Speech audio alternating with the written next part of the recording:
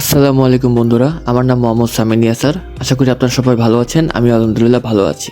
তো আজকে আমি অনেকদিন পরে নতুন একটা ভিডিও আপনাদের সাথে শেয়ার করতে যাচ্ছি। তো চলুন এই ভিডিওটি শুরু করা যাক।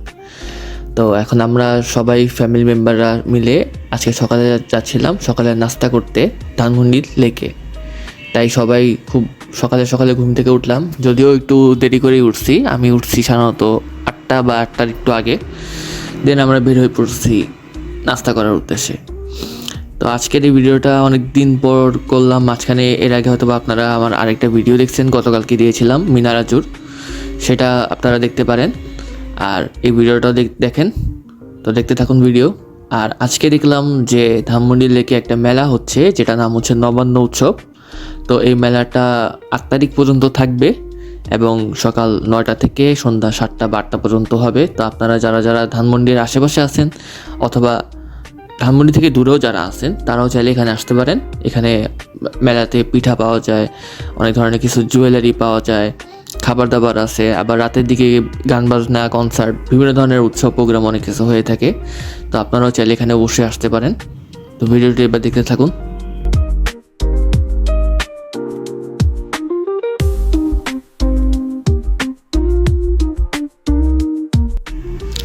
তো আমরা এদিক দিয়ে সবাই একসাথে যাচ্ছিলাম। আর মাঝখানে হঠাৎ করে আমার মা সোয়েটার দেখতেছিল, কিছু সোয়েটার ছিল বাইরে। আর আমার সাথে আমার আরও 2 বোন ছিল, তারা সামনের দিকে আগে গেছে। তখন আমি আর আমার মা পেছনে পড়ে গেছি। আবার আমরা একসাথে আবার সামনে আগানো শুরু করলাম। সামনে আমার মাই দাঁড়ায় আছে।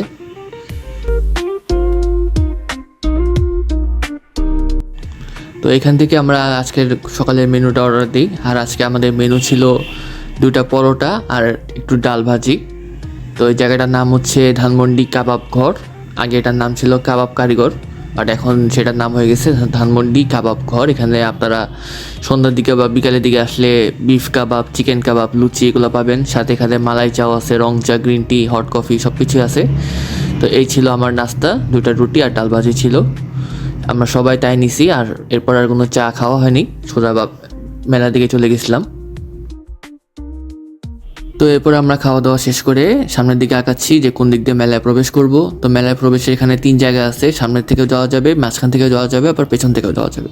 তো আমরা চিন্তা করলাম মাঝখান থেকে আগাই, কারণ মেলা কী কী থাকতে পারে সে সম্পর্কে আগে থেকে একটা ধারণা আছেই।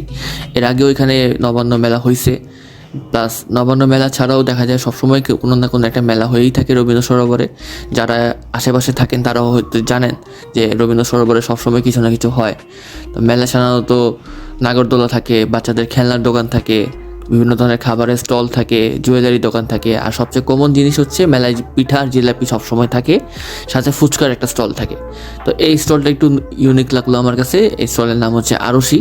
এখানে হচ্ছে ক্যান্ডেল বিক্রি করা হয়, মানে ওনারা নিজেরাই ক্যান্ডেলটা প্রসেসিং করে এবং করে বিভিন্ন ধরনের শেপ দিয়ে বিভিন্ন রূপ নিয়ে সেগুলোকে আবার সেল করে।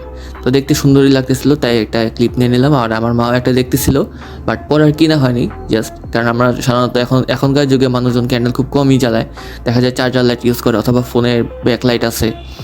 তো এখানে আমার 2 বোনও তাদের নিজেদের চ্যানেলের জন্য ভিডিও করতেছে, তাই আমিও তখন ভিডিও করতেছিলাম। দুজনেরই আলাদা আলাদা চ্যানেল আছে। আমি ডেসক্রিপশন লিঙ্কে আমি চ্যানেলগুলোর লিঙ্ক শেয়ার করে দিব। তো এখানে আরও ধরনের রিক্সা পেন্টের বিভিন্ন ধরনের দোকান ছিল, তারপরে ওয়াফেলের দোকান ছিল। তো সব কিছু এখানে মানে জিনিসগুলো অনেক কমন, এর আগেও এগুলো অনেকবার দেখছি। ইউনিক খুব তেমন কিছু একটা নাই বললেই চলে। আপনারা দেখতে থাকেন মেলা।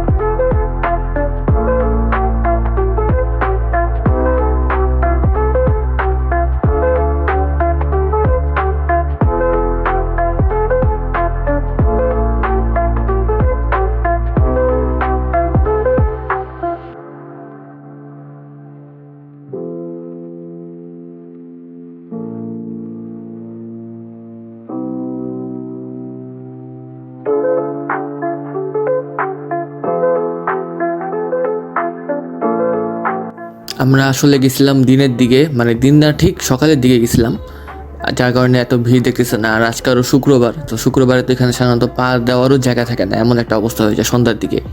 বাট এই দুপুরের দিকে বা জুম্মার নামাজের আগে অথবা পরে এই জায়গাটি একটু ফ্রি পাওয়া যায়। তখন হচ্ছে ভিডিও করতে চাইলে বা কেউ ছবি তুলতে চাইলে আরামে ছবি তুলতে পারে বা ভিডিও করতে পারে। তাই তেমন আর কিছু দেখলাম না। এরপরে আসার সময় আমি কিছু আপনার কদমা কিনে নিয়েছিলাম, যেগুলো আমি খুব পছন্দ করি। সাধারণত নারকেলের নাড়ু খুঁজতেছিলাম, কিন্তু নাড়ু খুঁজে পাইনি, যার কারণে পরে কদমা কিনে নিছি। তারপর আমরা আস্তে আস্তে বাসার উদ্দেশ্যে রওনা দিচ্ছি। তো আমরা আবার এখান থেকে হাঁটতে হাঁটতে বাসার দিকে যাচ্ছিলাম। আর রাস্তা তো দেখতেই পাচ্ছেন ফাঁকা। আর এই যে হচ্ছে আমার কদমা পলিথিনের মধ্যে রাখা আছে। তো আপনারা ভিডিও দেখতে থাকেন। খুব একটা তেমন কিছু করা হয়নি আজকে ভিডিওতে, বাস যতটুকু সাধারণত ডেইলি কাজ করে থাকি বা সারাদিন যা করি সেটাই আপনাদের সাথে শেয়ার করে থাকি। তো আপনারা বেশি বেশি করে দেখবেন, আমার চ্যানেলটাকে লাইক শেয়ার সাবস্ক্রাইব করবেন এবং ফলো করবেন, সাজেশন নেবেন আরও কী কী করা যায়। এরপরে দুপুরের দিকে আমি গেলাম জুম্মার নামাজ পড়তে এখানে ধানমন্ডি তাকওয়া মসজিদে। আর নামাজে কোনো কিছু ভিডিও নেওয়া হয়নি। তো এই ছিল আজকের ভিডিও, আশা করি আপনাদের ভালো লাগবে। যদি ভালো লাগে লাইক শেয়ার সাবস্ক্রাইব সব কিছু করে দিবেন এবং আমাকে আরও বেশি বেশি সাজেস্ট করবেন যে কোন কোন জায়গায় যাওয়া যায়, এবং সেখানে আপনাদের জন্য আমি ভিডিও করে আপনাকে দেখাবো। ভালো থাকবেন, আল্লাহ হাফেজ।